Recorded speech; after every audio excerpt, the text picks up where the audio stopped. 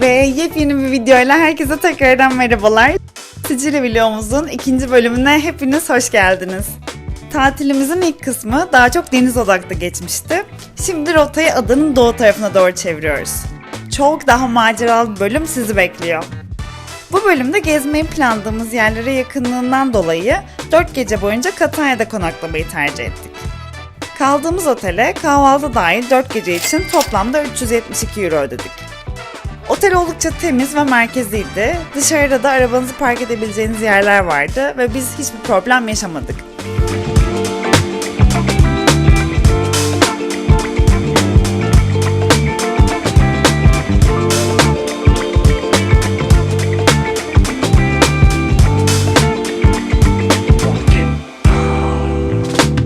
Catania'ya akşam saatlerinde vardığımız için çok yoğun bir plan yapmadık.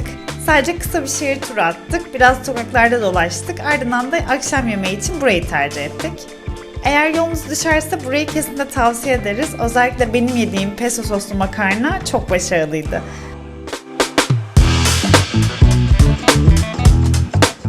Sabah kahvaltımızın ardından Taormino'ya doğru yola çıktık. Catania'dan Taormino'ya giden yol üzerinde birkaç ücretli gişe var ve toplamda 5-6 euro civarında otoban ücreti ödeyerek Taormino'ya ulaşabiliyorsunuz.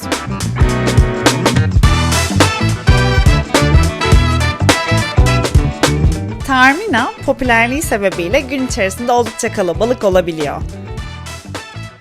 Biraz daha sakin bir atmosferde gezmek ve sokakların keyfini rahatça çıkarabilmek için sabah erken saatlerde gelmenizi tavsiye ederiz.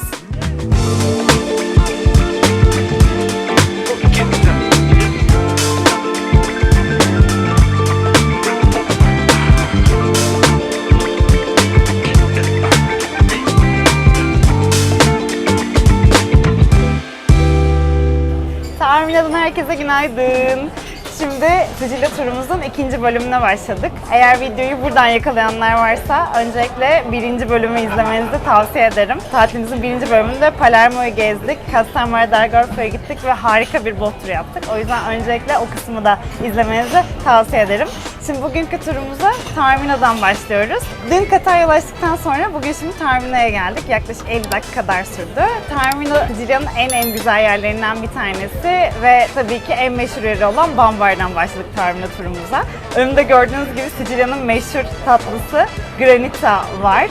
Aslında tatlı demek de doğru değil çünkü Sicilya'da bunu kahvaltı olarak yiyorlar.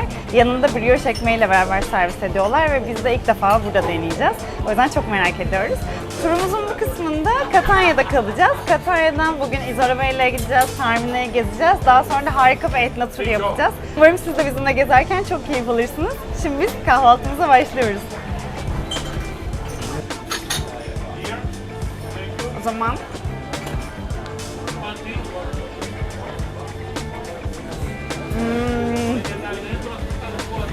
mükemmel.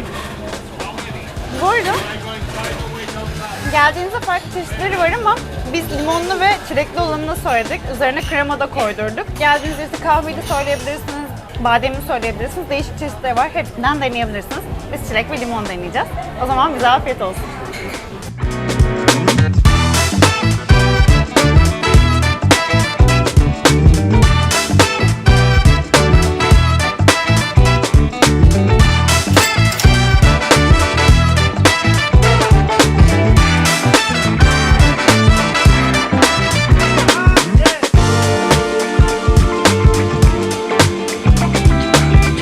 Evet, şimdi granitalarımızı yedik. Yani gerçekten çok güzeldi. Bu kadar popüler olmasına, kalabalık olmasına hiç şaşırmadım. Gerçekten çok güzel bir tatlı.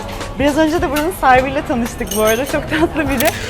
İşte Hande Soral, Ayhan Sicimoğlu vesaire de gelmiş. Hatta fotoğraflarını gösterdi bize. Çok tatlı biri. Bayağı Türkleri de çok seviyor gördüğüm kadarıyla. Belki onunla bir fotoğraf çekiliriz birazdan. Ama buraya geldiğinizde, Taormino'ya geldiğinizde kesinlikle Bambar'a uğrayın. Çok kısa bir sıra var. Birazcık sıra beklemeniz gerekiyor ama yani lezzeti buna kesinlikle değer. %100 tavsiye ediyoruz.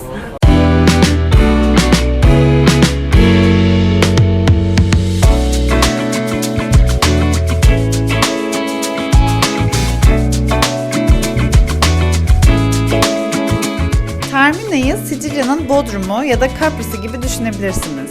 Burası adanın en popüler tatil kasabalarından biri. Yaklaşık 2000 yıllık tarihi, kartpostal gibi sokakları ve aynı anda hem Etna Yanardağı'nı hem de Akdeniz'i görebildiğiniz eşsiz manzaralarıyla neden bu kadar sevildiğini gelince hemen anlıyorsunuz. Tabii bunun bir dezavantajı var. Bu güzelliği keşfeden tek kişi siz olmuyorsunuz. Özellikle yaz aylarında oldukça kalabalık olabiliyor. Bu popülerliğin bir diğer sonucu da konaklama fiyatları. Tahminada oteller biraz pahalı olabiliyor. O yüzden bizim yaptığımız gibi başka bir yerde konaklayıp buraya günübirlik gelmek çok daha bütçe dostu bir seçenek. Arabanız olmasa bile Catania'dan düzenli otobüs seferleriyle kolayca ulaşabiliyorsunuz. Bize sorarsanız Taormino'yu gezmek için en fazla 2 gün fazlasıyla yeterli. Bir de küçük bir tavsiye, burada yemek yemeyi planlıyorsanız mutlaka önceden rezervasyon yaptırın. Çünkü özellikle akşam saatlerinde güzel restoranlar gerçekten çok hızlı doluyor.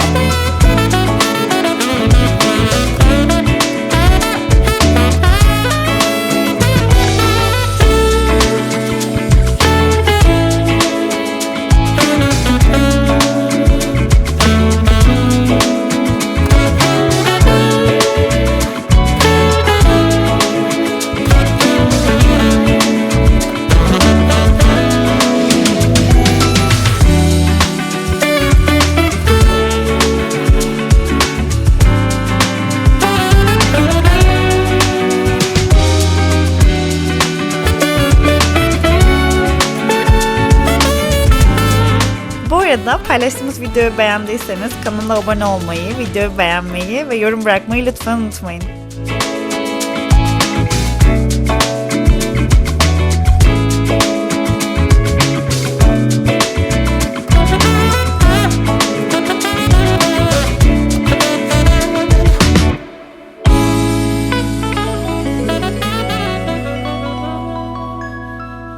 Şu an Taormino'nun en önemli simgesindeyiz. Antik Yunan tiyatrosundayız. Eski zamanlarda buralarda tiyatro oyunları, müzik gösterileri ve hatta gladyatör dövüşlerinin bile yapıldığı söyleniyor. Buraya geldiğinizde hem tarihe dokunuyorsunuz hem de büyüleyici bir manzarayla karşılaşıyorsunuz. Arkada harika Akdeniz suları ve bir diğer tarafta da Etna Yanardağı'nı görebiliyorsunuz. Buraya geldiğinizde mutlaka bir fotoğraf çekmenizi tavsiye ediyoruz. Harika bir manzara var. Buraya giriş kişi başı 16 euro. Eğer istiyorsanız 12 euroya kendinize bir rehber de tutabiliyorsunuz. Fakat yani bilmiyorum gerek var mı artık, ChatGPT dönemindeyiz. Dolayısıyla her istediğiniz bilgiye anında ulaşabiliyorsunuz. Ama yine de isterseniz böyle bir opsiyon da mevcut. Burada günümüzde de aslında bakarsanız birçok opera gösterisi, müzik gösterisi, konser yapılıyor. Hala eğer online bakarsanız bilet bulabilirsiniz de. Ama dediğim gibi burası size inanılmaz bir manzara sunuyor ve düşünsenize yani 2000 yıl önce aynı insanlar bu manzaraya bakıyorlardı yani. İnsan düşününce bir fazlasıyla etkileniyor bence. Bundan sonraki durağımız Taormino'nun doğal güzelliği olan Isolabella'ya gideceğiz. Buradan finikülerle hareket edeceğiz ve daha sonrasında da plaja inip biraz denize gireceğiz. Daha sonrasında da bir akşam yemeği yeriz diye düşünüyoruz. Güzel bir restoran bulduk. Orayı da muhtemelen videoya koyarız diye düşünüyorum. Şimdilik bizden bu kadar. Taormino'ya gelirseniz buraya uğramadan lütfen dönmeyin.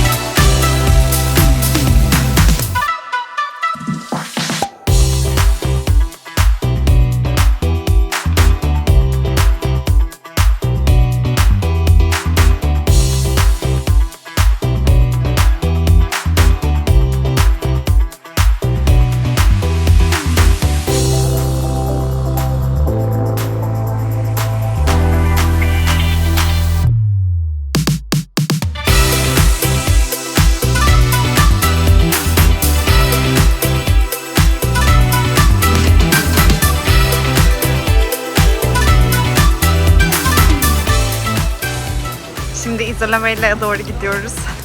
Burada değişik beach club'lar da var. Restoranlar da var eğer bir şey atıştırmak isterseniz. Gerçi restoran demeyeyim de böyle snack bar gibi yerler var. Daha çok atıştırmalık şeyler yemek için.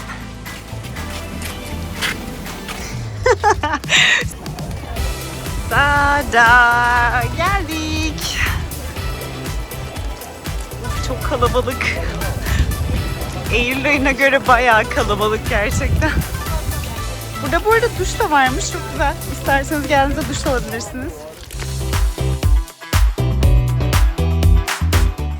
Isolamella İtalyanca'da güzel ada anlamına geliyor ve bizce bu ismi sonuna kadar hak ediyor. Doğal güzelliği ve berrak deniziyle adaya ilk bakışta hayran kalmamak neredeyse imkansız. Buraya geldiğinizde denize girmek dışında ada üzerindeki Doğa Koruma Alanı Müzesi'ni de ziyaret edebilirsiniz. Biz bu seferlik ziyaret etmemeyi tercih ettik ama denizi ve atmosferi gerçekten çok beğendik.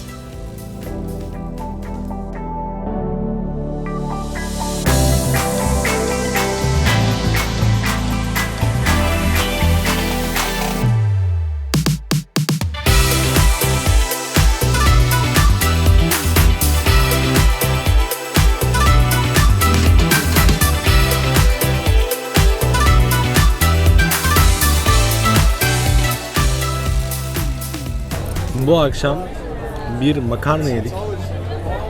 Bunu anlatmanın imkanı yok ama buraya not düşmek istiyorum. Bak neredeyiz?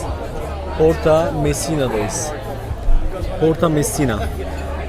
Bir kere gelmek isteyenler kesinlikle buraya gelin, zaten göreceksiniz. 10.000 tane yorum var, işte 4.7 şeyi. Yukarıda cooking class var, onu yapabiliyorsunuz. Biz önceden bilmiyorduk ama siz önceden rezerve edip bunu halledebilirsiniz. Çok güzel, katılabilir. Onun haricinde de biz fıstıklı, burratalı ve domates soslu kremalı bir makarna yedik ki mükemmel. Yani başta böyle o beyaz kocaman oval şeyde geliyor, tabakta geliyor. Diyorsunuz ki doymayacağım ama öyle bir şölen başlıyor ki sonrasında tamam diyorsun. Yani hani İtalya'ya geldim, makarnayı yedim, artık gönül rahatlığıyla Almanya'nın karanlık havasına geri dönebilir ve çalışmaya başlayabilirim. Herkese tavsiye ediyoruz. Taormina yolunuz düşerse mutlaka buraya gelin arkadaşlar ve o makarnayı yiyin. Burası cooking class kısmı ama.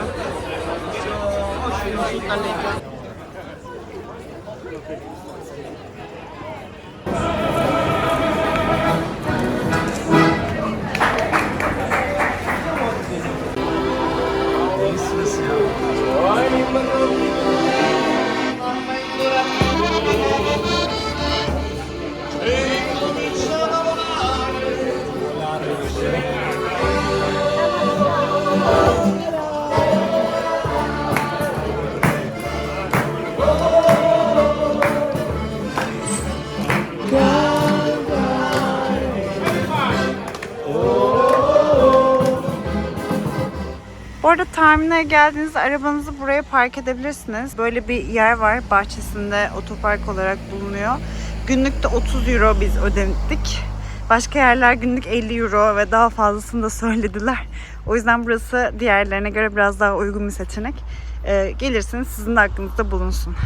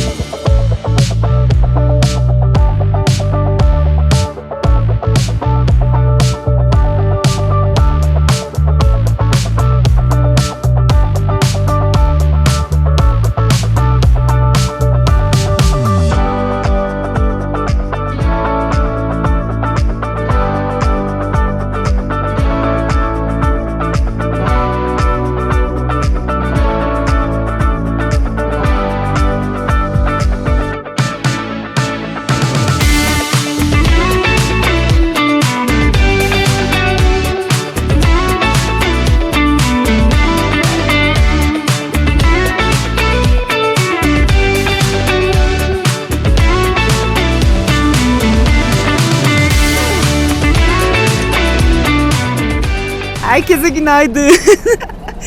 Şu anda bugün etno turumuza başlayacağız. Tur guide'ımızın olduğu yere geldik. Ekipmanlarımızı giydik. Şimdi turun başlamasını bekliyoruz. Yaklaşık 3300 metreye çıkacağız bugün. İnanılmaz heyecanlı, çok güzel bir gün olacak diye bekliyoruz. Toplam 4-5 saat kadar trekking yapacağız. Bayağı yoğun, böyle güzel kardiyolu bir gün olacak. Yanımıza bir yandan da öğle yemeği yemek için bir şeyler aldık. Buradan işte gerekli ekipmanları vesaire, kaskıdır, işte trekking ayakkabıları vesaire, hatta çantayı bile sağladılar. Gelirken de özellikle uzun kıyafetler giymemizi istediler. O yüzden işte Seçkin eşofman giydi, ben tayt giydim. Böyle yukarıda çünkü biraz daha rüzgar esiyormuş. Güneş de çok fazla olacağı için biraz daha kalın giyindik bugün o yüzden. Bakalım kaç kişilik bir grubumuz olacak bilmiyoruz ama nereden yaptık biz rezervasyonu? Getyourguide.com'dan yaptık herhalde. Şeyi bırakırız. Ben hatırlıyorum yani linki. Onu bırakabiliriz. Yaklaşık 55 euro gözüküyordu. Ama burada işte cable car ve 4x4 şeylerle, araçlarla yolun bir kısmını götürüyorsunuz. Daha sonrasında trekking'e başlayabilirsiniz. Ya da hiç bunları kullanmak zorunda da değilsiniz. Tamamen sizin seçeceğiniz opsiyona bağlı. Yani orada birçok opsiyon var. Biz 4x4 ve işte cable car'ı kullanarak belli bir seviyeye ulaşıp ondan sonra yürüyüşü yapalım istedik. Onun için de ekstra işte 45 euro daha vermemiz gerekecek. Yanlış hatırlamıyorsam. Toplamda yani 100 euroya falan denk geliyor. Evet. 5 saatlik 9.30-2.30 arası günü de kaybetmemiş oluyorsunuz. Evet, şimdi etno turumuza başlayacağız. Bugünün devamında da çok güzel bir şarap tadımına gideceğiz. Hatta cooking class da olacak orada. Böyle biraz Sicilya yemekleri falan yapacağız. Bugün bayağı hareketli bir gün bizi bekliyor. Evet. Bakalım, yukarıda görüşürüz. Andiamo!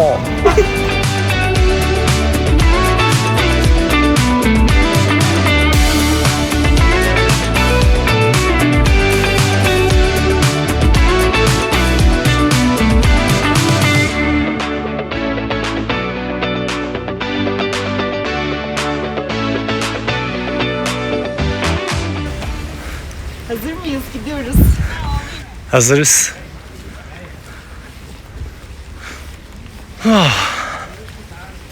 Güzel. Turun güzel tarafı, sana botlarını falan da veriyor. Helmet'ını da veriyor. Çorabına kadar veriyor adam. Evet ya, gerçekten. Çantanı da veriyor. Bakalım şimdi cable car önce. Önce bir cable car'a bineceğiz. Sonrasında göreceğiz.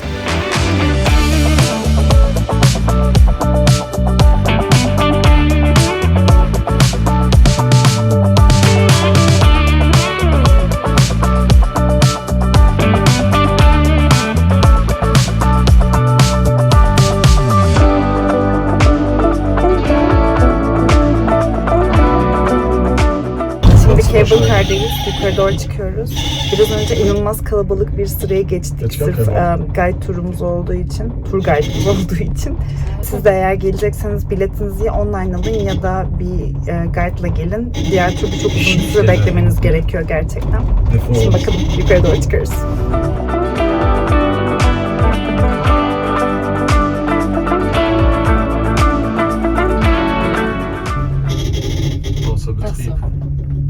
Evet, ya da ben kardiyomu henüz yapmadım, yürümeyi de çok seviyorum diyorsanız cable car olmadan bu şekilde yürüyebilirsiniz. Ama biz kolayı seçtik.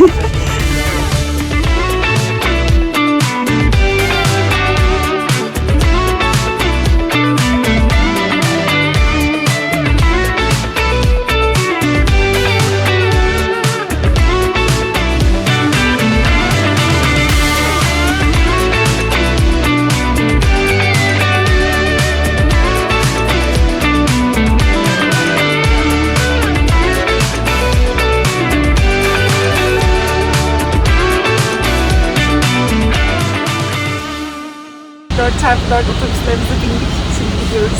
Cable car'a bindik. Daha da yukarıya çıkıyoruz. Let's go.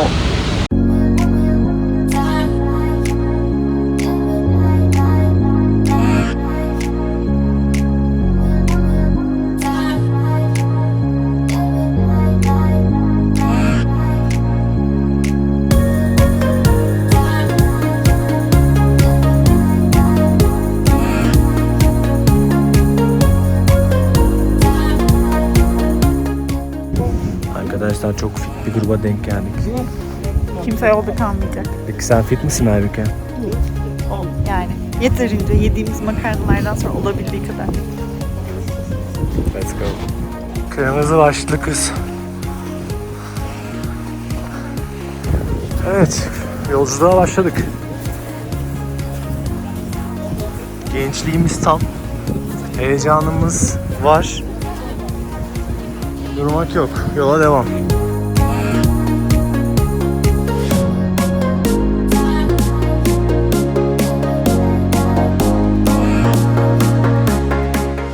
Etna turunun en ilginç kısmı sizi aktif kraterlere ve bazı noktalarda hala sıcaklığını hissedebileceğiniz lav alanlarına götürmesi.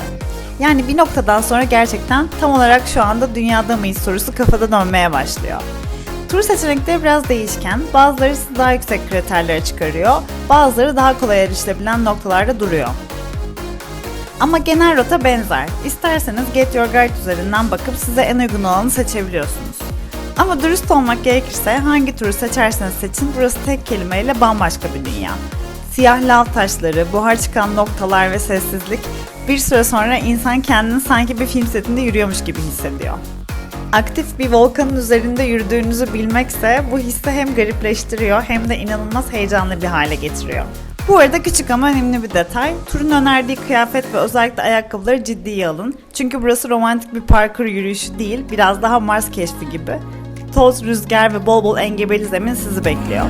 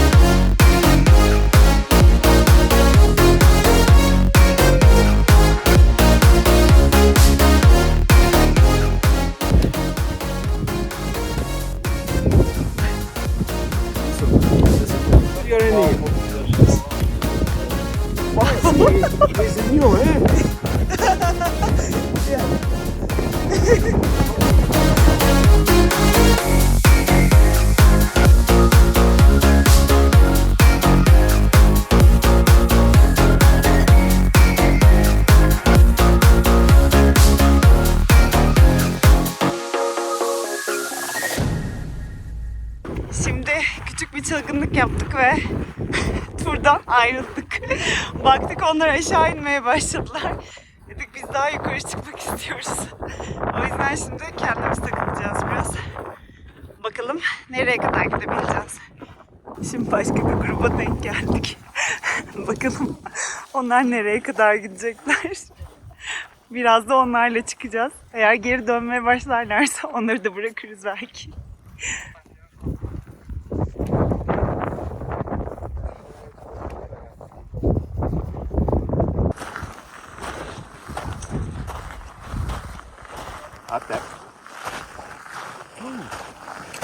Bulduğumuz turda başka turdaki gruptan bir tanesi daha da ileriye gitmeye karar verdi ama tur guide yakaladı, şimdi geri dönüyor. Neyse. Daha da yukarı çıkamayacağız gibi gözüküyor ama bakalım. Evet, şimdi de Fransızca konuşan bir gruba denk geldik. Neyse, bu grupla geri döneceğiz sanırım. Şimdi artık geri dönüşe geçtik. Şöyle yavaş yavaş iniyoruz. Evet, Etna turumuzun sonuna geldik. Şimdi Etna gezimizi bitirdik. Arkadaşlar Etna'yı da göstermek istedik ama tüm gezi boyunca çıktı şu an saklanmaya karar verdi. O yüzden gösteremiyoruz ne yazık ki. Çok keyifli bir turdu. Öncelikle onu söyleyebilirim. Gerçekten çok güzeldi. Geldiğinizde kesinlikle siz de Etna'yı ziyaret etmelisiniz. Sadece geldiğinizde gerçekten uzun kıyafetler giyin. Belli yerler çok rüzgarlıydı. Oraya dikkat etmek lazım. Olabildiğince güneş kreminizi sürün. Çok güneşli. Bir de biz bir ara turdan turdan ayrıldık. Kendimiz biraz gezmeye karar verdik. Orada da başka bir tura denk geldik. Yani biraz kendimiz dolaştık ama tur guide'lar özellikle dikkat ediyorlar herhangi birinin kaybolmaması için. Birbirlerine haber veriyorlar. Bizi başka bir tur guide buldu. Sonra kendi turumuza yönlendirdi. O anlamda hani çok fazla yukarı çıkmadan kendiniz de yine dolaşabilirsiniz. Ama çok keyifliydi. Çok güzel geçti gerçekten. Geldiğiniz zaman kesinlikle siz de Etna'ya çıkın diyoruz. Bu arada Etna kendini göstermeye başladı ufak ufak. Geri geldi sonunda. Evet, utangaçlığını gitti. Evet. Bu arada biz çok şanslıymışız. Havanın çok güzel olduğu bir güne denk geldik. Bir gün önce burada birazcık fırtına çıkmış. Hava kötüymüş. O anlamda geleceğiniz günün de hava durumuna bakabildiğiniz kadar bakmaya çalışın deriz. Çünkü bazı günler gerçekten kötü ve sisli oluyor. Ama bugün güzel bir güne denk geldik. Eylül ayında olmamıza rağmen. O da zaten şeye de yardımcı oldu. Normalde drone kaldırmak falan da çok yasak, aslında polis olduğunu söylüyor ama iyi bir şeye geldik, rehbere denk geldik. Biz ona bir iyilik teklif ettik. O da bize yaptı. Biz dedik ona senin grubunu da bir fotoğrafını çekeriz drone'la. Ama bizim de dedi bir ufak bir video çekmemiz lazım vlog için. O da okey dedi, gayet iyi olur dedi. Havanın da müsaade etmesiyle çok güzel videolar çektik. Sizinle paylaşıyor olacağız zaten. Biz şimdi 4x4 arabalara gidiyoruz. Ondan sonra da cable car'a binip tekrardan Refugio Sapienza'ya ineceğiz. Oradan da artık arabamızla yola devam edeceğiz değil mi? Evet. O zaman görüşürüz. görüşürüz. Gördüğümü istiyorlar. Bir saat önce de siz oradan tırmanırken Artık bizi tüm guide'lar tanıyorlar.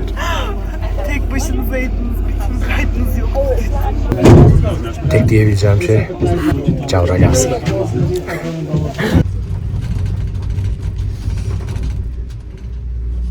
Burası da Cable Car'dan indikten sonra böyle geldiğiniz bir hediyelik mağaza kısmı.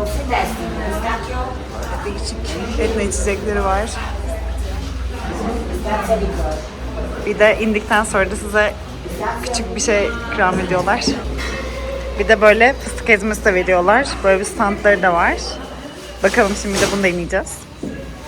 Taşlardan yapılmış hediyelikler de var. Ne diyoruz? Mission completed. Mission completed. Okay, let's go.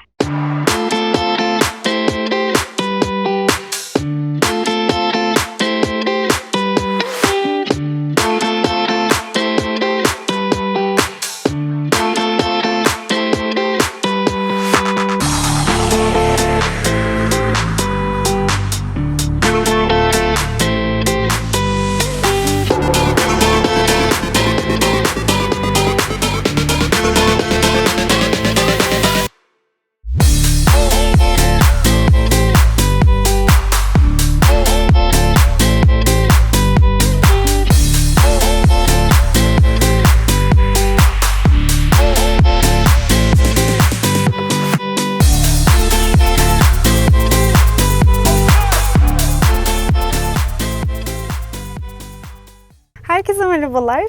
Bugün çok güzel bir Etna turu geçirdik. Gerçekten görülmeye değerli ve çok eğlenceli bir turdu. Zaten videonun geri kalan kısmında da onları göreceksiniz.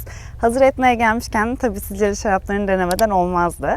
O yüzden de Etna'nın eteklerinde olan Milo isimli bir köye geldik. Şu anda da burada bir şarap festivali var. Bu sebeple de buradaki çok tatlı bir şarap evinde hem Sicilya şaraplarını deneyeceğiz hem de bir cooking class'a katılacağız. Burada Sicilya'nın meşhur makarnalarından biri olan alla norma'yı pişireceğiz. Hem de çok güzel şaraplarını deneyeceğiz. Etna'nın çevresindeki şarap evleri Etna'nın o verimli toprakları ve hafif kükürt yoğun tadı sebebiyle çok değişik bir aromaya sahip. O yüzden de buraya geldiğinizde Sicilya şaraplarını denemeden kesinlikle buradan ayrılmayın. Burası burada çok tatlı, böyle 10-15 kişilik muhtemelen bir grup olacağız. Çok kalabalık bir grup olacağımızı sanmıyorum. Çok sakin ve güzel bir yer. Gerçekten çok beğendik burayı. Adresini de zaten videoya bırakırız. Geldiğinizde vaktiniz olursa Eylül civarında gelirseniz de belki şarap festivali zamanına da denk gelebilirsiniz. Buraya uğramayı da listenize ekleyebilirsiniz. Biz şimdi bu güzel manzaranın tadını çıkarıp şaraplarımıza devam ediyoruz. Tekrardan görüşürüz.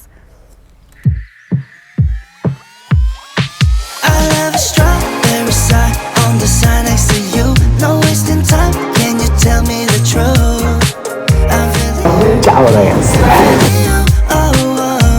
Be honest, tell me what's on your mind. Oh baby, when I lay my eyes on you from afar, I could swear I thought you fell from the stars.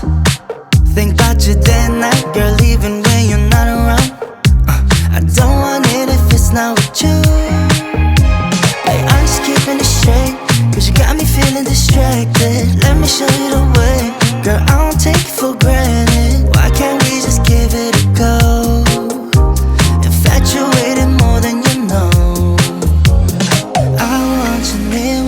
same point of view. I'm always ready, so call me over. We're meant to be like the sun and the moon. I just want you to know I'll have a strawberry side on the side next to you. No wasting time, can you tell me the truth? I'm feeling you, yeah, I'm feeling you. Oh, oh. Be honest, tell me why. Honest, tell me why. I have a strawberry side on the side next to you. No wasting time, can you tell me the truth? I'm feeling you, yeah, I'm feeling you. Oh, oh. Be honest, tell me what's on your mind. I'ma say every day you got me hypnotized. Take a shot on the dart, all we got is tonight. So can you call? Cause nobody knows how far we go. I'ma say every day you got me hypnotized. Take a shot on the dart, all we got is Gel biraz poz ver. go. I want you near with the same point of view. I'm always ready, so call me over. We're meant to Okay, be. I will try one. I just want you to know I have a strawberry side on the side next to you. No wasting time, can you tell me the truth? I'm feeling Yapıyoruz hocam. Bu işi yapıyoruz. Şu güzelliğe bakar mısınız? Mükemmel. the side next to you. No wasting time, can you tell me the truth? I'm feeling you, yeah, I'm feeling you. Oh, oh. Be honest, tell me what's on your mind. Want you to know the silence so loud. I'm running out of patience. Tam bir masterpiece. Very side on the side next to you. No wasting time, can you tell me the truth? I'm feeling you, I'm feeling. Ve sonucu gösterelim. Şöyle. Mükemmel. Mükemmel diyebilirim ama o da Seçkin'inki.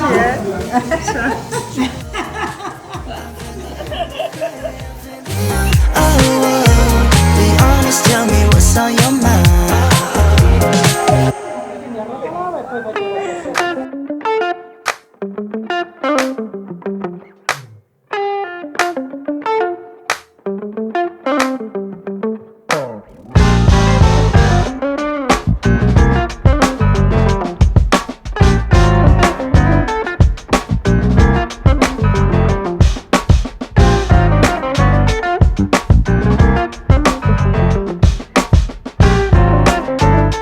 Evet, tekrardan merhabalar. Ya inanılmaz güzel bir yerdeyiz. Gerçekten hani nasıl başlayacağımı bilmiyorum. Biraz önce cooking class'tan çıktık. Şef eşliğinde çok güzel makarnalar yaptık. Gerçekten çok keyifliydi. Birazdan yemeğe geçeceğiz. Öncesinde dışarıda böyle bir kokteyl alanı varsa da gösteririz. Şu anda dışarıda da zaten belki duyuyorsunuzdur. Canlı müzik var saksafon eşliğinde. Çok tatlı bir kalabalık var. Belki birazdan onlarla tanışırız. Gerçekten şu anda çok güzel geçiyor burası. Bakalım şimdi özellikle şarap tadımını çok merak ediyoruz. Çünkü arkamda göreceğiniz gibi inanılmaz geniş bir şarap skalası var buranın. Etno'nun çevresinde bölge bölge ayırmışlar bu şarapları. İşte doğu kısmı, güney kısmı, kuzey kısmında olmak üzere farklı farklı kısımlarında olan şaraplar var. Çok güzel de bir menümüz var. Birazdan size zaten onların görüntülerini de paylaşırız. Ama gerçekten hem mekan olarak çok güzel burası hem de etkinlik olarak gerçekten çok keyifli. O yüzden festival olmasa bile gelmenizi tavsiye ederiz. Gerçekten çok güzel burası.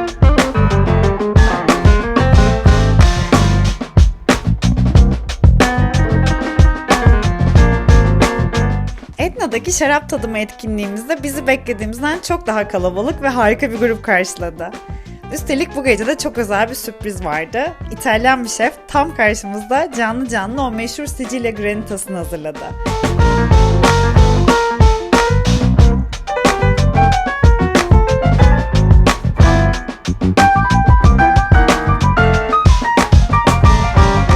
Tadım menüsünde tam 4 farklı şarap ve onlara eşlik eden 4 enfes yemek denedik.